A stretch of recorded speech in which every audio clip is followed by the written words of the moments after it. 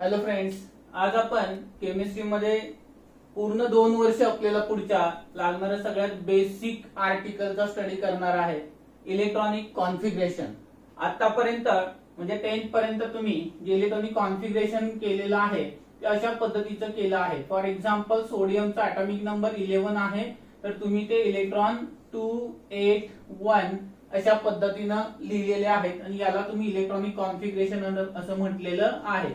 For example, magnesium 12 आहे, तर तुम्ही तो 282 असं लिहिलेलं आहे. नायट्रोजन ॲटॉमिक नंबर 7 असेल तर त्याचं इलेक्ट्रॉनिक कॉन्फिगरेशन तुम्ही 25 असं लिहिलेलं आहे. परंतु आता हे इलेक्ट्रॉनिक कॉन्फिगरेशन आपल्याला केमिस्ट्रीच्या टर्म मध्ये जे आपले सर अब्बाउज आहेत, अब्बाउज यांनी आपल्याला एक प्रिन्सिपल सांगितलेला आहे आणि त्या प्रिन्सिपल नुसार इलेक्ट्रॉन्स कसे फिलअप करायचे ऑर्बिटल्स मध्ये ते आपण या आर्टिकल मध्ये शिकणार आहे.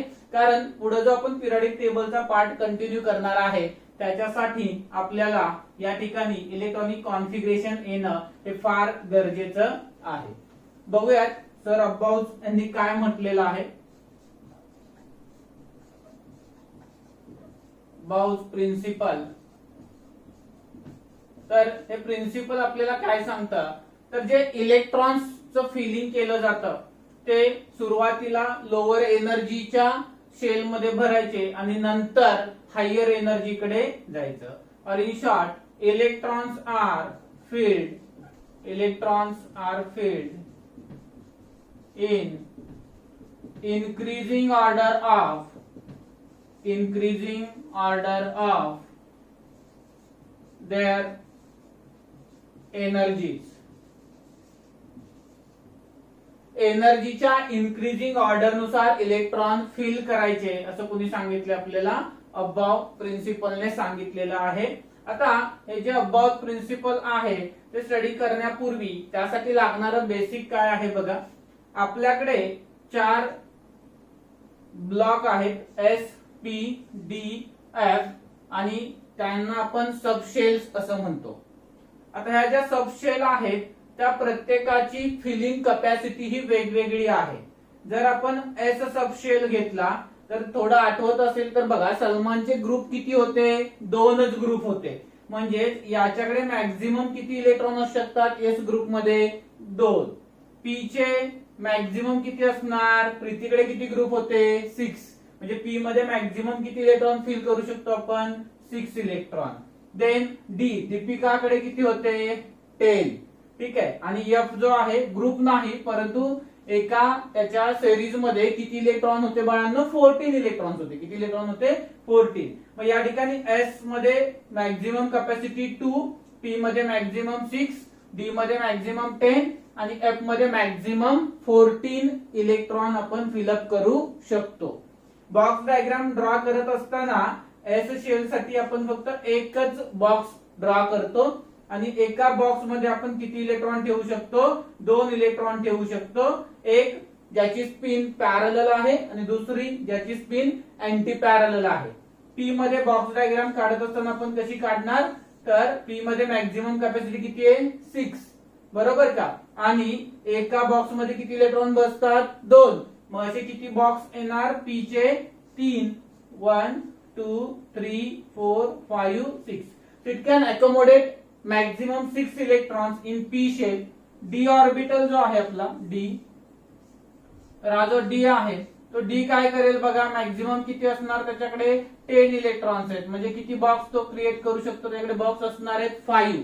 या प्रत्येकाची नावं वेगवेगळी आहेत. एफ आपल्याला स्टडीसाठी फार नाहीये, ठीक आहे, कॉम्पिटिटिव्ह मध्ये पण नाहीये. म्हणजे ब्लॉक आहे आपल्याला स्टडीला, परंतु त्याचे कॉन्फिगरेशन जे आहेत ते डिटेल्स मध्ये फार विचारले जात नाहीत. या ठिकाणी याच्याकडे मॅक्झिमम 7 बॉक्स असणार कारण each box having capacity of 2 electron. F block carry maximum 14 electrons. So we have to give 7 boxes for the F block. आता आपल्याकडे याची जी बेसिक नाव आहेत, आपल्याला जे रिक्वायर्ड कुठले आहेत, हे 3 आहेत. ठीक आहे का. त्यांची नावं काय काय असतात बघा. हा एस आहे तो स्फेरिकल इन शेप आहे. ठीक आहे का. एस कसा असतो, स्फेरिकल इन शेप असतो. आणि त्यामुळे जो एस आहे आपल्याकडे बरोबर त्याला फक्त आपण एस असंच म्हणणार आहे. जो पी आहे तो अलॉंग द ऍक्सिस असतो, म्हणजे along x axis, along Y axis असेल, ठीक आहे का, किंवा अलॉंग झेड ऍक्सिस असेल. तर अशानुसार याला नावं दिली जातात पीएक्स, पीवाय आणि पीझेड. त्यानंतर इथे डी मध्ये देखील आपण एका लेक्चर मध्ये पुन्हा या शेप्स वरती जे किंवा शेप्स आहेत त्याचे ते बघूयात. आता फक्त एक टेम्पररी फेज म्हणून हे नक्की काय आहे हे समजून घेण्याचा प्रयत्न करा. हे एक्स आणि वाय ऍक्सिसच्या प्लेन मध्ये असेल म्हणून तो dxy, तसंच हा dyz असतो, हा dzx असतो, हा dx square minus Y square असतो आणि dz स्क्वेअर असतो. फार टेन्शन घेऊ नका, हे आता आलं नाही तरी चालेल. आता या केसमध्ये जे आपण नावं या ठिकाणी सांगितलेली आहेत ती थोडीशी यासाठी सांगितलेली आहेत की आपल्याला फक्त हे वेगवेगळे ऑर्बिटल आहेत हे माहित असावेत म्हणून सांगितले. एकच ऑर्बिटल आहे ते काय आपण वेगळं आहे असं सांगू शकत नाही. इथे px, py, pz, डी मध्ये कुठले आहेत dxy, dyz, dzx, dx square minus Y square आणि dz स्क्वेअर असे काय आहेत बाळांनो या ठिकाणी ऑर्बिटल्स आहेत सगळे. आता एस मध्ये, पी मध्ये, डी मध्ये, एफ मध्ये मॅक्झिमम कॅपॅसिटी किती आहे 2, 6, 10, 14. कमीत कमी आपण एक इलेक्ट्रॉन मॅक्झिमम हे सांगितले त्या पद्धतीने इलेक्ट्रॉन त्या ठिकाणी फिलअप करू शकतो. आता यासाठी अबावनं काय केलेलं आहे आपल्याला एक डायग्राम दिलेली आहे. त्या डायग्राम नुसार इलेक्ट्रॉन हे आपल्याला फिल करायचे. ओके, मी डायग्राम थ्रू ही समजावून सांगतो आणि नंतर एक मस्त ट्रिक देणार आहे तुम्हाला, जेणेकरून कधीही तुम्हाला अबावची आठवण येणार नाही. हो बरोबर आहे, त्याची आठवण येणार नाही, माझी आठवण येईल तुम्हाला. कारण ट्रिक फार सोपी आहे rather than the article. But before studying any trick we must know the concept. आपण तो आधी कन्सेप्ट काय आहे तो बघूयात, नंतर तिकडे जाऊयात आपण. आता अबावने काय सांगितलं आपल्याला, तर त्यानं एक डायग्राम आपल्याला दिलेली आहे, एक डायग्रामॅटिक व्ह्यू दिलेला आहे. आणि या डायग्रामॅटिक व्ह्यू मध्ये त्यानं हे सांगायचा प्रयत्न केलेला आहे की इलेक्ट्रॉन जे आहेत ते तुम्ही सिक्वेन्सनं कुठल्या कुठल्या ऑर्बिट मध्ये भरायचे. ठीक आहे, ऑर्बिटल मध्ये भरायचे. आता आपल्याकडे टोटल पिरियड्स किती आहेत तर 7 आहेत पिरियडिक टेबल मध्ये, आणि सगळीकडे 7च्या 7 पिरियड मध्ये हे इलिमेंट कोणाचे असतात एस चे असतात. त्यामुळे एस आपण बघा पहिल्यांदा हे लीना करे रबसे फरियाद, तर सगळीकडे एस ब्लॉक मध्ये प्रत्येक पिरियड मध्ये एक एक इलेक्ट्रॉन आहे, प्रत्येक पिरियड मध्ये एक एक इलेमेंट आहे. त्यामुळे एस मध्ये जर इलेक्ट्रॉन भरायचे असतील तर आपण 7ही एस मध्ये इलेक्ट्रॉन काय करू शकतो, आपण 7ही पिरियड मध्ये एस ब्लॉक मधले इलेमेंट असल्यामुळे एस मात्र आपण 7च्या 7 घेणार आहे. नंतर पी मध्ये काय होतं बघा, पी मध्ये हेलियम हा इनर्ट गॅस आहे, तो सोडून दिला आपण तर काय होणार आहे की सेकंड पासून पी चालू होतो, म्हणजे 2p, 3p, 4p, 5p, 6p, 7p. डीच्या 4 सेरीज आहेत, किती आहेत 4. कुठल्या कुठल्या 3d, 4d, 5d, 6d बरोबर. नंतर एफ जो आहे त्याच्या 2 आहेत, 4f आणि 5f. मग अशा पद्धतीने ही त्याने डायग्राम दिलेली, कंप्लीट नाही झालेली. आता याच्यात पुढे त्याने काय सांगितलेलं आहे बघा की इलेक्ट्रॉन भरत असताना लोअर एनर्जी कडून काय करायचंय हायर एनर्जीकडे जायचंय. आणि त्याचा भरण्याचा क्रम कसा आहे बघा, 1s पुन्हा माघारी यायचा, 2s पुन्हा माघारी यायचा, 2p, 3s पुन्हा माघारी यायचा, 3p, 4s पुन्हा माघारी यायचा, 3d, 4p, 5s पुन्हा माघारी यायचा, 4d, 5p, 6s पुन्हा माघारी यायचा, 4f, 5d, 6p, 7s पुन्हा माघारी यायचा, 5f. ओके, सो त्याच्या म्हणण्यानुसार जे आपण इलेक्ट्रॉन फिलिंग करणार आहे ते या एरोच्या पद्धतीने आपल्याला फिलिंग करायचंय. त्याचं म्हणजे पहिल्यांदा इलेक्ट्रॉन कशामध्ये फिल केले जाणार तर 1s मध्ये फिल केले जाणार. देन कशामध्ये फिल करणार आपण 2s मध्ये, देन कशामध्ये फिल करणार 2p मध्ये, then 3s, then 3p, then 4s, then 3d, 4p, 5s. आता मी म्हटलंय सगळं पाठ करा. फार सोपं आहे ना, एकदम सोपं आहे. ठीक आहे, ट्राय आउट करा, बघा जमतंय का तुम्हाला. ट्रिक पुढच्या लेक्चरला सांगू का मग? नको, आजच सांगायची. ओके, आता याच्यामध्ये हे इलेक्ट्रॉन भरताना इथपर्यंत लक्षात राहतं 1s, 2s, 2p, 3s, 3p, 4s. गाडी अडकायला सुरुवात होते पुढे जाईल तसं. ओके, आता या केस मध्ये आपण हा सिक्वेन्स आधी मांडूयात आणि मग मी तुम्हाला इझिली ट्रिक सांगतो आणि देन आफ्टर आपण हे यूज कसं करायचंय ते पण बघूयात. आता एक आधी वाटल्यास इल्युस्ट्रेशन घेतो मी की मला अल्युमिनियम जो आहे आपल्याकडे, अल्युमिनियम त्याचा ऍटॉमिक नंबर 13 आहे. हा अल्युमिनियम ऍटॉमिक नंबर 13 जो आहे त्याच्यामध्ये मला काय करायचे बाळांनो, हे जे आहेत इलेक्ट्रॉन जे आहेत त्याचं इलेक्ट्रॉनिक कॉन्फिगरेशन यामध्ये भरून लिहायचंय मला. मग आता हे 13 इलेक्ट्रॉन्स माझ्याकडे डिस्ट्रीब्यूट करण्यासाठी आहेत. माझ्याकडे 13 इलेक्ट्रॉन्स आहेत. एस ची मॅक्झिमम कॅपॅसिटी 2 इलेक्ट्रॉन आहे. मग मी पहिल्यांदा गेलो, मला कोण भेटला 1s. 1s ला मी किती इलेक्ट्रॉन दिले 2, कारण त्याची मॅक्झिमम कॅपॅसिटी आहे. देन मी पुढे गेलो 2s कडे. 2s ला किती दिले 2 दिले. पुन्हा 1s ला किती दिले 2. 2s भेटला, त्याला पण किती दिले 2. पुढे कोण भेटला मला 2p. 2p माझ्याकडे किती इलेक्ट्रॉन राहिलेत बघा 4 दिलेत. अजून किती माझ्याकडे 9 इलेक्ट्रॉन्स आहेत. किती इलेक्ट्रॉन्स आहेत 9 इलेक्ट्रॉन्स आहेत.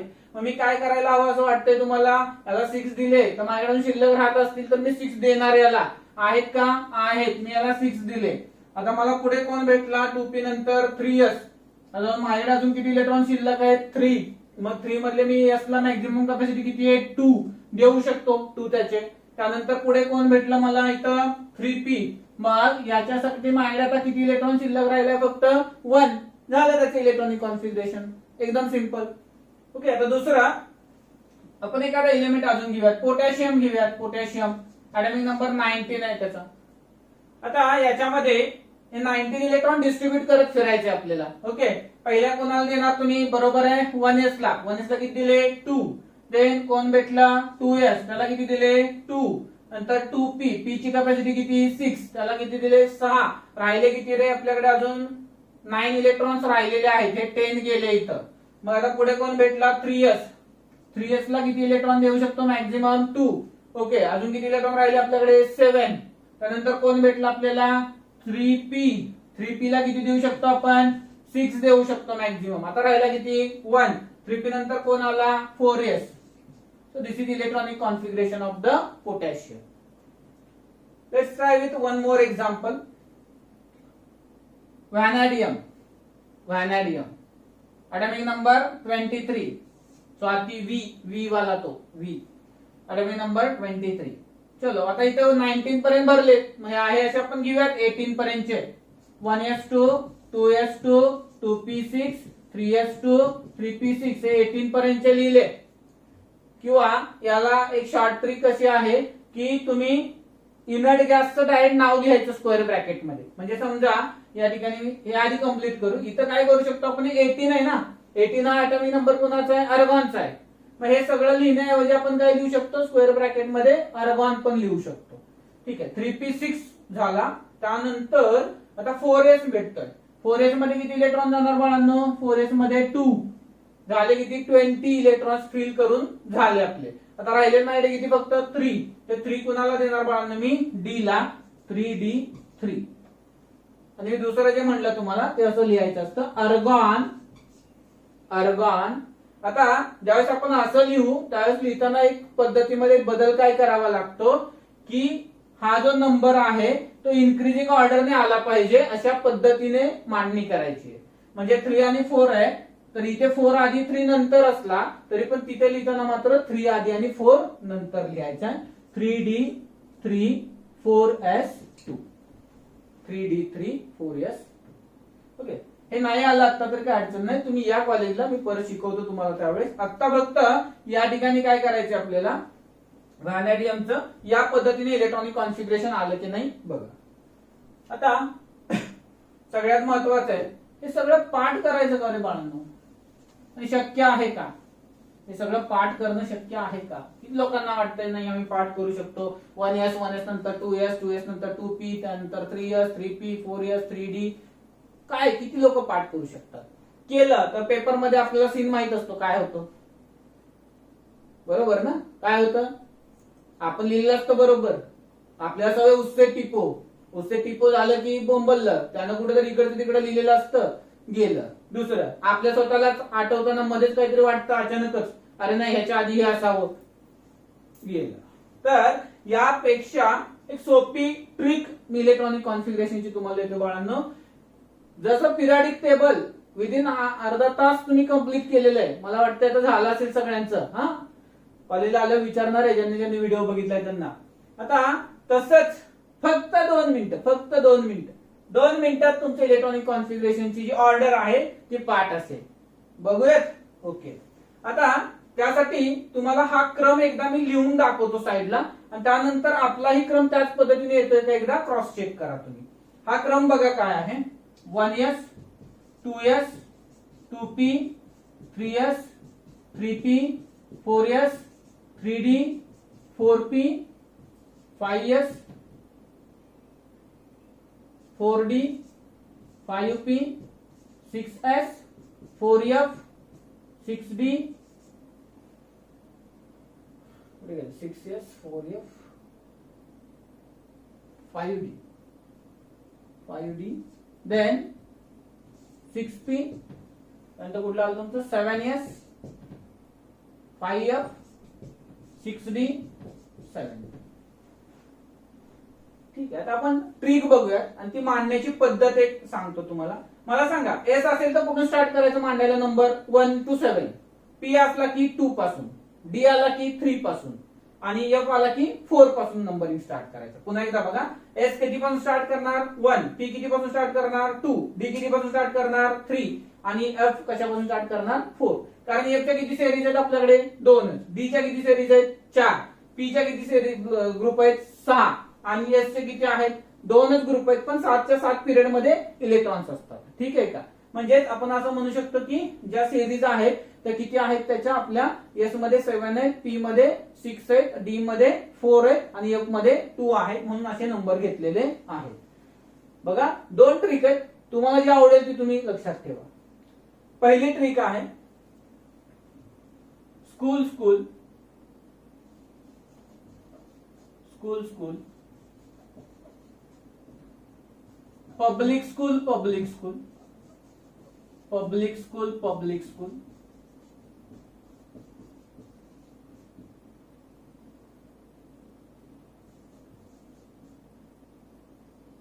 Delhi public school,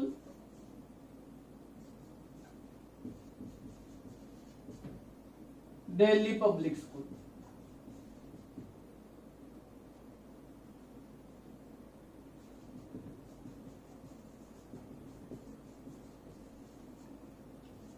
favourite Delhi public school,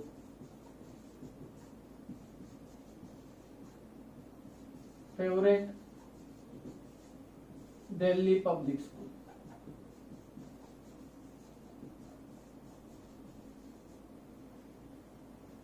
आता हे थोडं तुम्हाला समजावं म्हणून सगळं लिहून दिलेलं आहे मी. आता पटपट लिहिताना बघा कसं येणार आहे ते. तुम्ही एक पिक्चर आहे, मूवी आहे बघा, त्याच्यामध्ये ते एक नाव विचारतो, ऐकलं असेल. ठीक आहे का? तसं आहे थोडस. अय्यर, वेणुगोपाल अय्यर, मुत्तुस्वामी वेणुगोपाल अय्यर, तसं थोडस आहे. School school, public school public school, Delhi public school Delhi public school, favourite Delhi public school favourite Delhi public school. आता बघा, लक्षात राहतंय का तुमच्या? एकदम सोपी ट्रिक आहे. अजून एक आहे माझ्याकडे, ज्यांना ती पाहिजे. ठीक आहे, लॉकडाऊन मध्ये तर एकदम फेमस आहे ती, सांगतो मी तुम्हाला ती पण. तर या केसमध्ये school school public school public school. आता हे मी शॉर्टकट मध्ये लिहितो बघा. School school public school public school, Delhi public school Delhi public school, favourite Delhi public school favourite Delhi public school. PUBG नाही रे, हा काहीतरी चुकीचं आहे काय. आता मी म्हणलं की एस भरताना कुठून भरायचा? 1 पासून, पी 2 पासून, डी 3 पासून, आणि एफ 4 पासून. चलो आधी एस भरून घेऊया. 1s 2s 3s 4s 5s 6s 7s हा, आणि भविष्यात शोध लागला तर 8s. आता तर 8s आपण भरत नाही, असू द्या माहित आपल्याला. पी कुठं चालू करायचा? 2, 3, 4, 5, 6, 7p. डी कुठून स्टार्ट करायचा? 3, 3d, 4d, 5d, 6d. आणि एफ कुठून चालू करायचा? 4f, 5f. झालं का बघा? क्रॉस मार्क करत जातोय. 1s, 1s, 2s, 2s, 2p, 2p, 3s, 3s, 3p, 3p, 4s, 4s, 3d, 3d, 4p, 4p, 5s, 5s, 4d, 4d, 5p, 5p, 6s, 6s, 4f, 4f, 5d, 5d, 6p, 6p, 7s, 7s, 5f, 5f, 6d, 6d, 7p, 7p. काय गरज आहे का अब्बाऊची? आता काही गरज नाही. Trick काय लक्षात ठेवली? School school, public school public school, Delhi public school Delhi public school, favourite Delhi public school, favourite Delhi public school. असे सिम्बॉल फक्त लिहित चला. S1 पासून भरायला सुरुवात करायची, P2 पासून सुरुवात करायची, D3 पासून करायची आणि F4 पासून. 1 2 का 4. चलो हा, तसं करा. 1 2 3 4. 1 S P2 पासून, D3 पासून, F4 पासून. तर दुसरी एक ट्रिक आहे, ती पण सांगतो मी तुम्हाला. आम्ही असं मजेत बनवलेली होती कॉलेजमध्ये. होपफुली तुम्ही एन्जॉय कराल ती सुद्धा. लॉकडाऊन फेमस आहे, स्पेशल आहे बघा. इथेच सांगतो तुम्हाला. सुट्टी सुट्टी काय होतं, लॉकडाऊनच्या आधी आपल्या कॉलेजमध्ये सुट्टी मिळणं म्हणजे फार परवानगी होती. त्या अचानक आता सक्तीची सुट्टी मिळाली. तसा कॉलेजमध्ये सुट्टी मिळणं आपल्याकडे फार कठीण होतं. त्यामुळे नेहमी जी आपली मुलं असायची ती काय करायची, जर सुट्टी पाहिजे सुट्टी पाहिजे. एका दिवशी थोडं बसलो म्हणजे समजून घ्या, अभ्यासाला बसलो. त्यावेळेस ट्रिक डोक्यामध्ये आले की काय सुट्टी सुट्टी करतायत सारखी पोरं. मग त्याच्यावरून एक ट्रिक बनवलेली आहे बघा. सुट्टी सुट्टी पाहिजे सुट्टी पाहिजे सुट्टी, सुट्टी सुट्टी पाहिजे सुट्टी पाहिजे सुट्टी, दिली पाहिजे सुट्टी दिली पाहिजे सुट्टी, फक्त दिली पाहिजे सुट्टी फक्त दिली पाहिजे सुट्टी. आपलं सिंपल ट्रिक आहे दोन्ही. तुम्हाला कुठल्याही करायचे बघा. समजली का बघा? दुसरी ट्रिक काय सांगितली मी? सुट्टी सुट्टी पाहिजे सुट्टी पाहिजे सुट्टी, दिली पाहिजे सुट्टी दिली पाहिजे सुट्टी, फक्त दिली पाहिजे सुट्टी फक्त दिली पाहिजे सुट्टी. सो याच्यावरून तुम्ही काय कराल? सिम्बॉल जनरेट कराल. बघा मी काय सांगितलं. सुट्टी सुट्टी सुट्टी सुट्टी पाहिजे सुट्टी पाहिजे सुट्टी, दिली पाहिजे सुट्टी दिली पाहिजे सुट्टी, फक्त दिली पाहिजे सुट्टी फक्त दिली पाहिजे सुट्टी. ठीक आहे का? तर हॉलिडे जो आहे त्याच्याबद्दल बोलतोय आपण. बाकी या ठिकाणी एक ट्रिक तयार होते त्याच्यावरून. आणि दुसरी जी ट्रिक आहे बाळांनो, मी ऑलरेडी तुमच्याशी शेअर केलेली आहे. तुम्हाला जी ट्रिक आवडेल त्या ट्रिकनं तुम्ही फॉलो करा. आयुष्यात तुम्हाला कधीही अब्बाऊची गरज लागणार नाही. ओके, तुम्ही कायम सांगणार बोलतो सरांनी सांगितलं ते आमच्या कायम लक्षात आहे, कधीही विसरणार नाही. बाळांनो असंच करून घेणार तुमच्याकडून परफेक्ट. ट्रिक आपल्याकडे भरपूर आहेत, भिवू नका, बिंदास राहा. सांगाल तेवढं बोलतं त्यावेळी परफेक्ट करत चला. कोणीही तुमचा कॉम्पिटेटिव्ह एक्झामचा स्कोर येण्यापासून तुम्हाला अडवू शकणार नाही. चलो, कळाले? आता काही एलिमेंट्स ज्याचे इलेक्ट्रॉनिक कॉन्फिगरेशन आहे ते तुम्ही थोडंसं घरी प्रॅक्टिस करा. त्यातले 2 एलिमेंट जे आहेत आपण पहिले साधारणतः 1 to 30 एलिमेंट्स जे आहेत ते आपण या ठिकाणी जर घेतले तर नक्की इलेक्ट्रॉनिक कॉन्फिगरेशन त्यांचे कसे येत आहेत ते बघूयात आपण पटकन. हायड्रोजन, मी तर आपले हे लिहून ठेवतो, आपलं स्टेटमेंट आहे. पेपरला गेले की पटपट लिहून ठेवायचं. काय? सुट्टी सुट्टी पाहिजे सुट्टी पाहिजे सुट्टी, दिली पाहिजे सुट्टी दिली पाहिजे सुट्टी, फक्त दिली पाहिजे सुट्टी फक्त दिली पाहिजे सुट्टी. म्हणजे इमिडिएटली वरून टाकायचं. हा कुठला आपला 1s 2s 3s 4s 5s 6s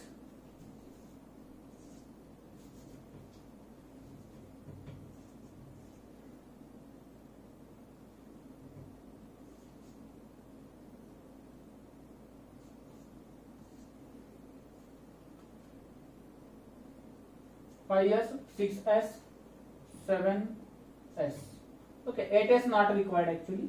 2p, 3p, 4p, 5p, 6p, 7p, 3d, 4d, 5d, 6d, 5f आणि हा 4f आहे तुमचा. पटकन इमिडिएटली तुम्ही काय करायचं, कुठल्याही एक्झाम असू द्या, कुठलाही क्वेश्चन आला तर पटकन ही ट्रिक वापरायची. आणि त्याच्यामध्ये आता हायड्रोजन आहे, हायड्रोजन कडे किती इलेक्ट्रॉन असतात तर ऍटॉमिक नंबर एवढे इलेक्ट्रॉन असतात. किती आहे ऍटॉमिक नंबर 1. मग याच्याकडे इलेक्ट्रॉन कुठे जाणार, पहिला इलेक्ट्रॉन 1s मध्ये. किती इलेक्ट्रॉन आहे त्याच्याकडे, एकच, मग एकच द्यायचा, नसतील तर दुसरा देऊ शकत नाही आपण. हेलियम, हेलियम मध्ये काय होणार बाळांनो, ऍटॉमिक नंबर 2. मग इलेक्ट्रॉन कॉन्फिगरेशन किती येणार, 1s2, कारण त्याच्याकडे 2 इलेक्ट्रॉन आहे, 2 चे 2 दिले. आता एस ची कॅपॅसिटी या संपली. म्हणजे जर आता मी लिथियम घेतला, त्याचा ऍटॉमिक नंबर 3 आहे, तर इलेक्ट्रॉन कशामध्ये जाणार बाळांनो, पुढच्या शेल मध्ये 2s. 2s मध्ये किती जाणार, 1. बेरिलियम घेतला, बेरिलियमचा ऍटॉमिक नंबर किती आहे, 4. त्याचं कॉन्फिगरेशन काय आलं, 1s2 2s2. आणि त्यानंतर येतो बोरॉन, बोरॉनचा ऍटॉमिक नंबर आहे 5. 1s मध्ये 2, 2s मध्ये 2. आता 2s भरला, 2 इलेक्ट्रॉन संपले त्याच्याकडचे. आता पुढे इलेक्ट्रॉन कुठे जाणार, 2p मध्ये जाणार. 2p मध्ये राहिलेला एक इलेक्ट्रॉन गेला. तो सिमिलरली तुम्ही boron, carbon, nitrogen, oxygen, fluorine, ठीक आहे का, हे सगळ्याचे इलेक्ट्रॉनिक कॉन्फिगरेशन बाळांनो या पद्धतीने फिलअप करा. आजचा होमवर्क आहे तुमच्यासाठी. तुम्ही 1 to 20 जे एलिमेंट्स आहेत त्यांचे इलेक्ट्रॉनिक कॉन्फिगरेशन लिहायचे. इनफॅक्ट 1 to 30 लिहा. 2 जे वेगळे पण दाखवतात ते मी इथं तुमच्याशी शेअर करतो, क्रोमियम आणि कॉपर. मग तुम्हाला 1 to 30 लिहायला काय अडचण येणार नाही. स्लाइड चेंजेस होतात. क्रोमियम आणि कॉपर हे दोघंही अनोमॅलस बिहेवियर दाखवतात. तर हा अनोमॅलस बिहेवियर इन इलेक्ट्रॉनिक कॉन्फिगरेशन म्हणजे काय, तर वेगळे पण दाखवलं जातं इलेक्ट्रॉनिक कॉन्फिगरेशन मध्ये. काय वेगळे पण दाखवलं जातं बघा. यांचं इलेक्ट्रॉनिक कॉन्फिगरेशन मी मगाशी म्हटल्याप्रमाणे आर्गॉन लिहिला मी, म्हणजे 18 पर्यंत लिहिलेत मी. ओके. त्यानंतर क्रोमियम कडे ऍक्च्युअली कॉन्फिगरेशन यायला पाहिजे होतं बघा, 4s मध्ये 2 आणि 3d मध्ये 4. आणि कॉपर मध्ये 3d मध्ये 9 आणि 4s मध्ये 2. हे आपण एक्सपेक्ट करतो. हे कॉन्फिगरेशन आपण काय करतो बाळांनो, क्रोमियम आणि कॉपर कडून एक्सपेक्ट करतो. बघा इथे तुम्ही घेतलं तर हे 18 आले इथपर्यंत तुमचे. देन 4s मध्ये गेले 2, 20. आणि क्रोमियमचा ॲटॉमिक नंबर किती आहे बाळांनो, 24. याचा किती आहे, 29. चेक करा एकदा. 1s मध्ये 2 असे आपण इथं 2, 2, 6, 10 झाले, 12, 18, 20. ओके, 18 इथपर्यंत झाले. याला सगळ्याला मी आर्गॉन लिहिलं. तुम्ही लिहू शकता, इनर गॅसचं नाव लिहू शकता डायरेक्टली. त्यानंतर तुम्ही इथे आलात, 4s मध्ये 2 भरले आपण आणि 3d आहे पुढं. क्रोमियम कडे किती आहे, 24. इथे 2 भरल्यावर झाले 20, राहिले किती, 4 इथं गेले. तसंच कॉपरचा 29 आहे, मग इथे झाले 18. यात 2 भरले की झाले 20. मग डी मध्ये किती जाणार, 9. असं आपण एक्सपेक्ट करतो बाळांनो. This is expected electronic configuration. But in actual what happens, जे एस मधला एक इलेक्ट्रॉन आहे, एस मधला एक इलेक्ट्रॉन आहे, हा एस मधला जो एक इलेक्ट्रॉन आहे तो काय करतो बाळांनो, डी मध्ये शिफ्ट होतो. डी मध्ये शिफ्ट होतो. कारण काय सांगतो मी तुम्हाला. इथंही सेम होतं, एस मधला एक इलेक्ट्रॉन काय होतं, डी मध्ये शिफ्ट होतो. आता हे सगळं का केलं असावं क्रोमियम आणि कॉपरने. Okay, reason is very interesting.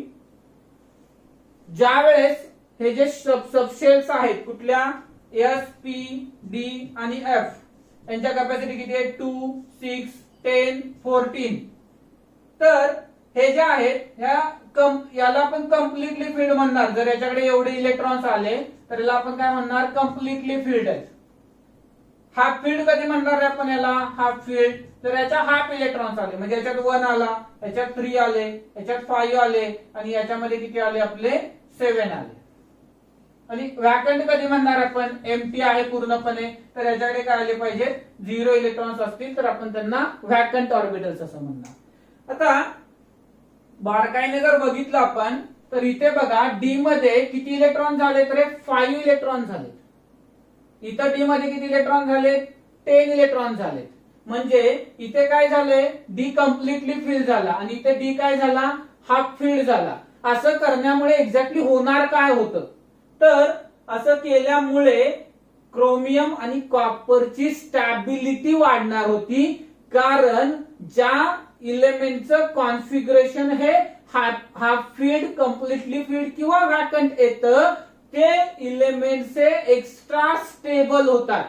म्हणून क्रोमियम आणि copper in order to attain extra stability shift one of the electron from the 4s to the 3d substrate. दोन क्वेश्चन डोक्यात फिक्स करून ठेवायचे. First question, which of the following pair of elements shows anomalous behavior in their electronic configuration? कुठेतरी दोन्ही element असणार आहेत, chromium आणि copper. दुसरा क्वेश्चन देखील तुम्हाला वेगवेगळ्या पद्धतीने विचारला जाऊ शकतो. काय क्वेश्चन विचारला जाईल बघा. Chromium shows anomalous behavior in their electronic configuration, or chromium obtain extra stability due to option असेल half field configuration, completely filled configuration. Chromium कशामुळे करतोय रे? डी मध्ये किती आले? 5. म्हणजे डी ची कॅपॅसिटी किती होती? 10. आले किती? 5. म्हणजे काय झालं बाळांनो त्या ठिकाणी? हाफ फील्ड कॉन्फिगरेशन मुळे क्रोमियम काय असतो? एक्स्ट्रा स्टेबल असतो. विचारलं जाईल extra stability of copper is due to the completely filled d orbital or completely filled configuration of d electrons मुळे कॉपरचं स्टॅबिलिटी काय होते? वाढते.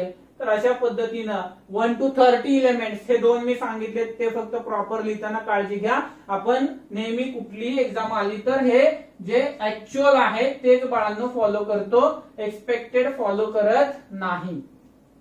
ठीक आहे. त्यामुळे क्रोमियम आणि कॉपर आले की जपून राहा, त्या ठिकाणचे कॉन्फिगरेशन फक्त व्यवस्थित करा. बाकी 1 to 30 एलिमेंटचे कॉन्फिगरेशन तुम्ही लिहून काढा. हाचा तुमचा होमवर्क असेल. समजले बाळांनो? मजा येते? ओके, ट्रिक समजली सगळ्यांना? ठीक आहे, अभ्यास करा, काळजी घ्या. थँक्यू.